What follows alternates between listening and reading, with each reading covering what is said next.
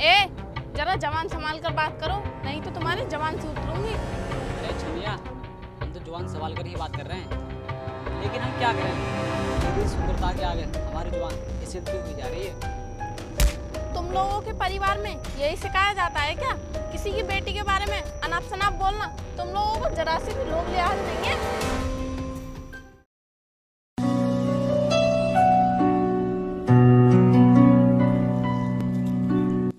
क्यों ना मैं आज घर जाने की जगह खेत पर चलूं? और वैसे भी पिताजी को आज खेत पर बहुत काम है, मैं उनका हाथ बटा दूंगी।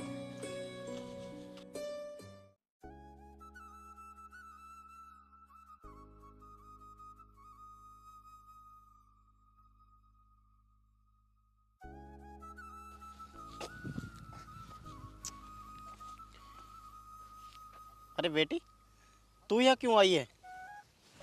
तू घर जा, ये खेत का सारा काम तो मैं संभाल लूंगा, तेरे कपड़े गंदे हो जाएंगे। वो पिताजी, मैं जा तो घर ही रही थी, लेकिन फिर मैंने सोचा कि आज खेत पर बहुत काम है, तो मैं चलकर आपका हाथ बटा देती हूँ, इसीलिए मैं यहाँ पर आ गई। अरे नहीं बेटी, तू घर जा, ये खेत का सारा काम तो मैं संभाल लूंगा। तू घर जा करके ना खाना बना लेना और खा लेना, खेत का सब काम हो जाएगा तो मैं आ जाऊँगा। नहीं पिताजी, मुझे अच्छा नहीं लगता जब आप खेत में सारा दिन काम करते हो और मैं घर पर बैठी रहती हूँ, इसीलिए पिताजी मैं आपसे कह रही हूँ आप वहाँ पर बैठकर आराम कर लीजिए, मैं संभालती हूँ ये खेत का काम।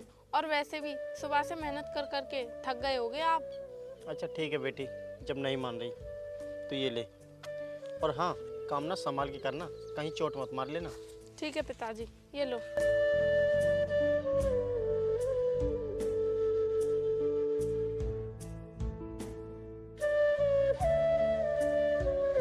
Created with free version for non-commercial use.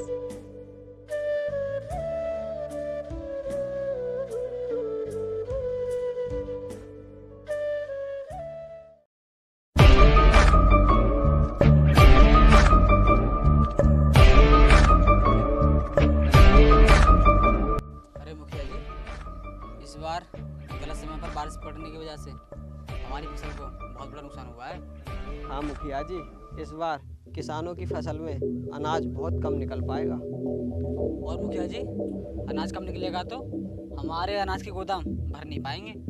हाँ, तुम दोनों कह तो सही रहे हो। गलत टाइम पे बारिश होने की वजह से किसानों का ही नहीं, हमारा भी नुकसान हुआ है, क्योंकि इस बार फसल बहुत अच्छी हो रही थी, गलत टाइम पे बारिश होने की वजह से खराब हो गई। लेकिन एक बात बताओ, वो खेत किसका? अरे ये खेत मुखिया जी, ये खेत तो अपने गांव के राम गोपाल का है, लेकिन ये सब आप क्यों पूछ रहे हो? तुम दोनों को कितना समय हो गया है मेरे यहाँ और मेरे खेतों पर काम संभालते हुए, फिर भी तुम दोनों को ये पहचान नहीं है कि किसके खेत में फसल अच्छी हो रही है, किसके में नहीं। और देखो, राम गोपाल के खेत में कितनी अच्छी फसल हो रही है। तो क्या हुआ मुखिया जी, उसका नसीब भाग अच्छा है तो उसकी फसल बहुत अच्छी हुई है। तू अंधा हो रहा है? तुझे उस खेत की मिट्टी और इस खेत की मिट्टी में फर्क नजर नहीं आ रहा है? उस खेत की मिट्टी बहुत अच्छी किस्म की है, इसलिए उसकी फसल अच्छी हुई है। और सुनो, ये खेत मुझे हर हाल में चाहिए, समझे? चलो अब।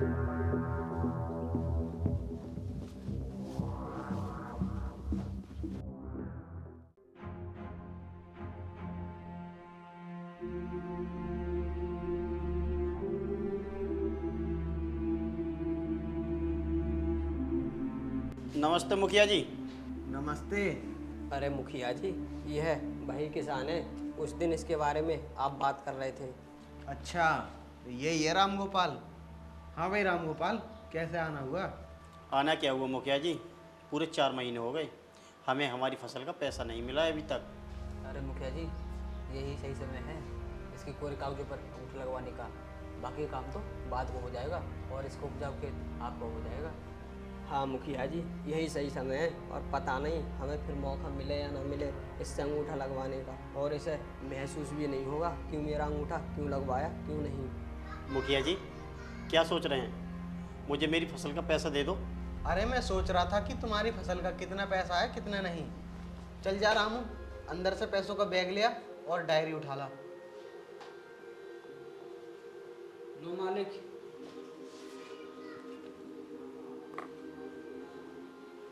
ले भाई गोपाल, ये तू 50,000 रुपये रख। और हाँ, यहाँ साइन कर दे सबूत के तौर पर, ताकि तूने 50,000 रुपये लिए हैं, तुझे पता रहे। क्या मुखिया जी, आपको मुझ पर बिल्कुल भी विश्वास नहीं है? अरे इसमें विश्वास की कोई बात नहीं है, ये तो केवल सबूत के तौर पर तुझसे साइन करवा रहा हूँ। ठीक है मुखिया जी, मैं कर देता हूँ, लेकिन आगे से ध्यान रखना मेरे साथ कुछ गलत ना होना चाहिए। ऐसी कोई बात नहीं है, सबूत रखना जरूरी है। ठीक है मुखिया जी, तो मैं चलता हूँ, क्योंकि मेरी बेटी घर पर मेरा इंतजार कर रही है। ठीक है, जाओ। देख लिया ना कितनी आसानी से काम हो गया, हमें कोई जबरदस्ती नहीं करनी।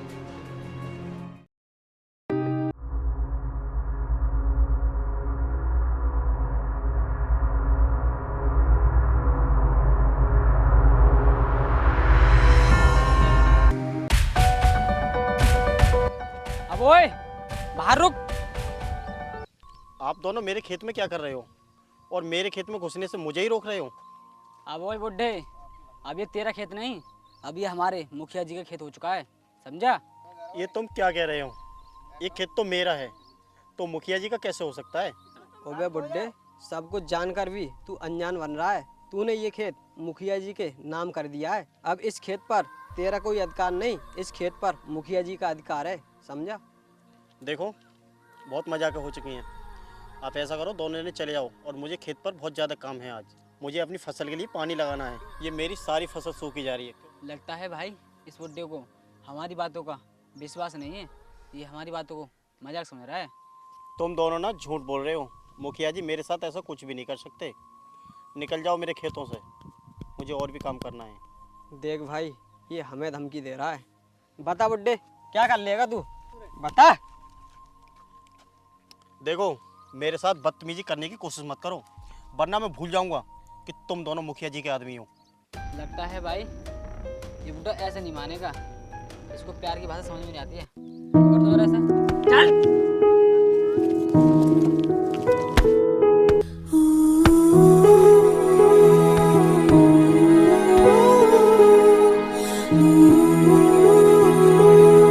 वो लड़की तू और इस बुड्ढे की लड़की है, वो भी इतनी सुंदर।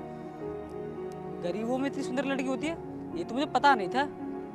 और सुन लड़की, तू लड़की है, लड़की की तरह रह, लड़का बनने की कोशिश मत कर, वरना तुझे उठाकर ले जाऊंगा, समझी? हाँ यार, इस बुड्ढे ने पता नहीं इसे कहाँ छुपा के रखा था। मेरा मन तो कर रहा है इससे शादी कर लूं। ए, जरा जवान संभाल कर बात करो, नहीं तो तुम्हारी जवान से उतलूंगी। अरे छमिया, हम तो जुबान सवाल कर ही बात कर रहे हैं, लेकिन हम क्या करें, तेरी सुंदरता के आगे हमारी जुबान फिसलती हुई जा रही है।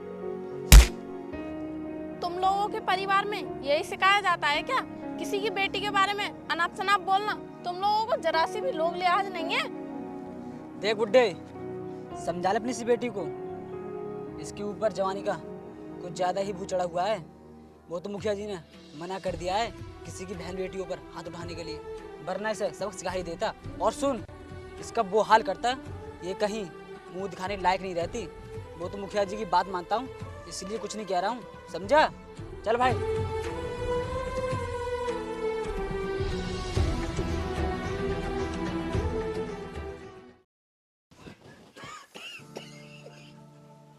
चलो पिताजी, अब मैंने सारा काम कर दिया है, हम मुखिया जी के पास चलते हैं उन दोनों नालायकों की शिकायत करने के लिए, और मुखिया जी से ये भी पूछेंगे कि आप हमारा खेत क्यों हड़पना चाहते हो।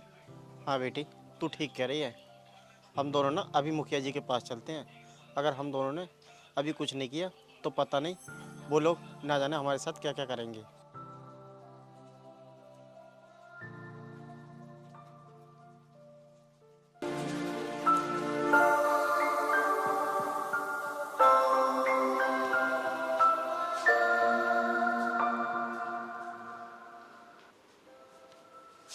मुखिया जी नमस्कार। बोलो राम गोपाल, कैसे आना हुआ अपनी बेटी के साथ? आना क्या हुआ मुखिया जी, आपसे ना हमारी एक शिकायत थी। क्या शिकायत थी राम गोपाल? वो मुखिया जी, कल जब मैं खेतों पर अपने काम करने गया था, तब आपके आदमियों ने मेरे साथ बहुत मारपीट की और मेरी बेटी से बदतमीजी करने की कोशिश की, और कह रहे थे कि ये खेत तुम्हारा नहीं मुखिया जी का है। अब मुखिया जी आप ही बताइए, ये खेत का मैंने तो कभी सौदा ही नहीं किया, तो आपका कैसे हो सकता है? अरे राम गोपाल, तू भी ना कितना भोला है। तूने उस दिन साइन किए थे ना कागजों पर, और तू कह रहा है कि मैंने सौदा कौन सा किया? अरे मुखिया जी, ये आप क्या कह रहे हो? क्या मैं आपको पागल दिखता हूँ जो मैं कुछ करूँगा और मुझे याद ही नहीं रहेगी? मुखिया जी, आप झूठ बोल रहे हो। मुझे अपने पिताजी पर पूरा भरोसा है। वो ऐसा कुछ कर ही नहीं सकते। अगर वो ऐसा करते तो मुझे ज़रूर बताते। मुझे तो लग रहा है मुखिया जी, इसमें आपकी कोई चाल है। ये लड़की, बंद कर ले अपनी इस जुबान को। अगर तुम दोनों को यकीन नहीं है ना, तो अभी रहमानों ने छीन लिया। मेरी बेटी का सपना तो चकनाचूर हो गया इन लोगों की वजह से। पिताजी, आप चुप रहिए, आप रोइए मत। अगर हम लोग अभी चुप रहे तो पता नहीं ये लोग हमारे साथ क्या क्या करेंगे। आप चलो मेरे साथ, हम थाने चल के रिपोर्ट लिखाते हैं, तब देखते हैं कि ये लोग हमारी ज़मीन हमसे कैसे छीनते हैं। चलो पिताजी। चल बेटी, हम दोनों इनके खिलाफ एफआईआर करने चलते हैं, वहीं हमारी सुनवाई होगी। हाँ हाँ जाओ कर लेना, चल निकलो। हट हट।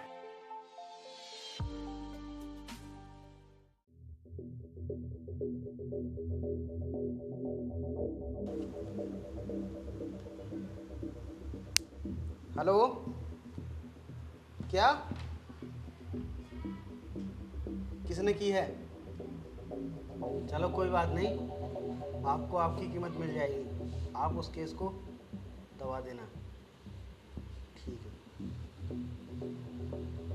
अरे मुखिया जी, किसका फोन था और क्या बात हो गई?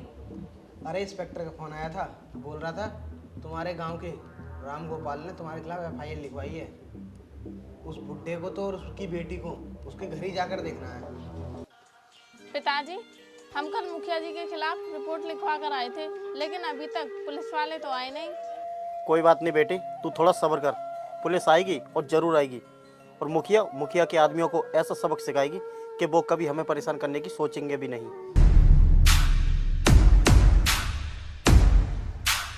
ले आ गए हम। परेशान क्यों हो रहा है?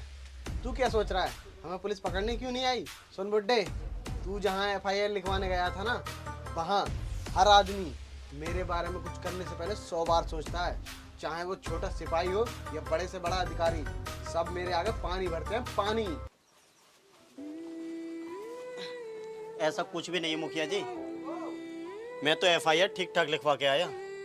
आपने क्या सोचा कि आप अपने पैसों के दम पर कुछ भी करवा सकते हैं? एक बात याद रखना मुखिया जी, ये केस आज नहीं तो कल जरूर खुलेगा और आप अपने पैसों के दम पर कुछ भी करवा सकते हो, मगर कब तक?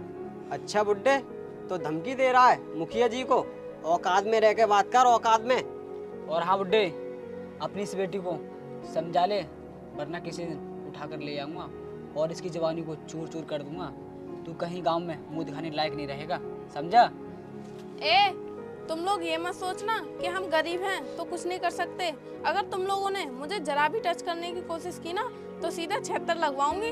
लगता है बुड्ढे तेरी बेटी ऐसे नहीं मानेगी। हम भी देखते हैं ये हमारा क्या कर लेगी। पकड़ियो रे जरा इसे टच करके दिखाओ।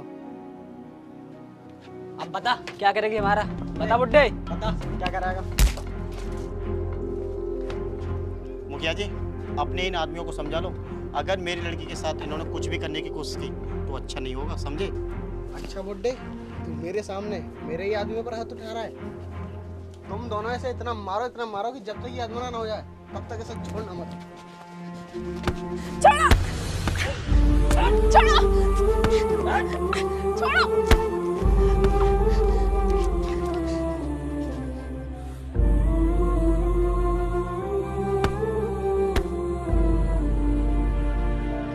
उठो पिताजी! पिताजी! बस करो रे, अब इसकी आखिरी सांसें चल रही हैं। ये बहुत ही जल्द भगवान को प्यारा हो जाएगा। यही रोड़ा था हमारे बीच में। चलो। और मालिक, ये लड़की अगर इसने कुछ कर दिया तो हम तो बहुत बुरे फंसे जाएंगे। अरे छोड़ो इसे, ये क्या करेगी? चलो।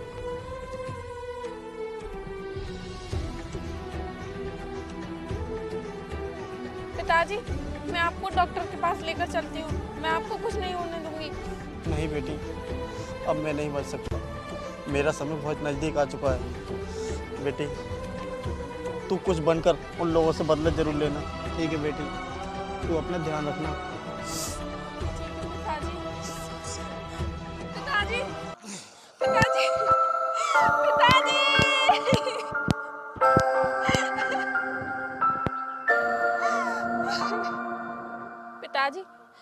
आपकी सौगंध खाकर कहती हूँ, मैं जरूर कुछ बड़ा बन के दिखाऊंगी और आपकी मौत का बदला उन लोगों से लेकर ही रहूंगी।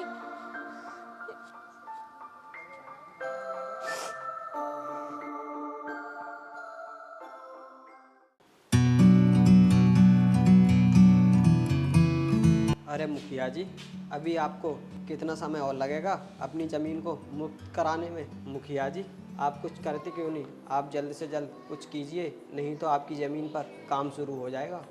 हाँ मुखिया जी, ये ठीक कह रहा है।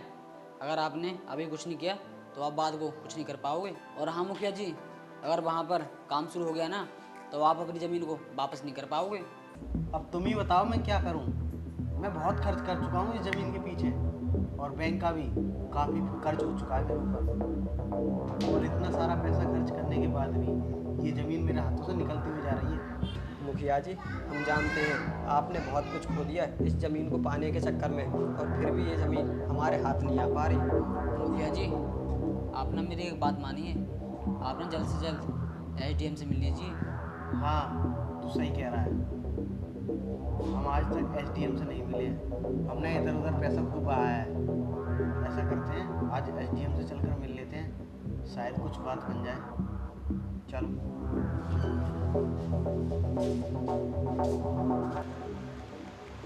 नमस्ते साहब। नमस्ते, बताइए कैसा आना हुआ? मैं आपकी क्या सहायता कर सकता हूँ? वो हमें SDM साहब से मिलना है, आप उन्हें बुला दीजिए, कुछ ज़रूरी बात करनी है।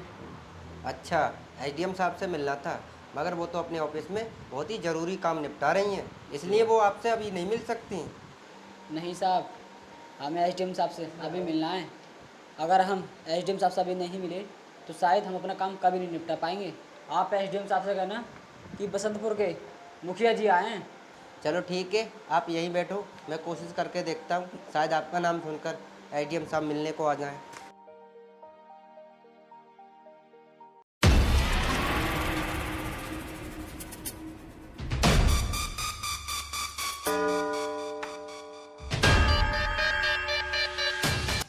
अरे मुखिया जी, यह तो वही किसान की बेटी है जिसकी हमने अपने नाम ज़मीन कराई थी, और लगता है ये हमारे साथ मजाक कर रही है।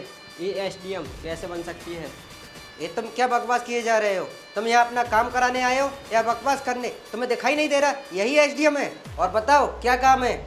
तुम लोग ना अभी तक सुधरे नहीं हो। तुम लोगों की आदत एक गधे की तरह है, उसके आगे कितना भी शोर मचाओ पर वो सुनता किसी की नहीं है। बोलो क्या काम पड़ गया मुझसे?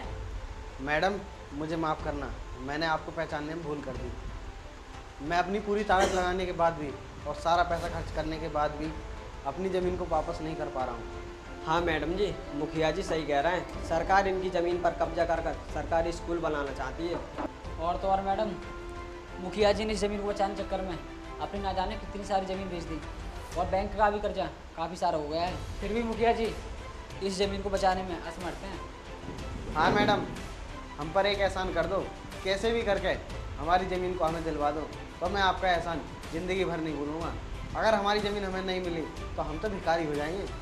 एहसान, तुम्हारी ये हालत देखकर ना मुझे बहुत खुशी मिल रही है, और इसी खुशी को देखने के लिए मुझे बरसों से इंतजार था। मुझे तो लगता है कि भगवान ने तुम्हें तुम्हारे कर्मों की सज़ा देना स्टार्ट कर दी है। अरे मैम, हम अपने ऊपर आपसे एहसान की बात कर रहे हैं और आप हमारी मजाक बना रही हो। एहसान? तुमने कौन सा एहसान कर दिया था मुझ पर जो मैं तरस खाकर तुम पर एहसान करूं? और बात अगर एहसान की है तो सुनो, मैं तुम्हें एक बात बताती हूँ।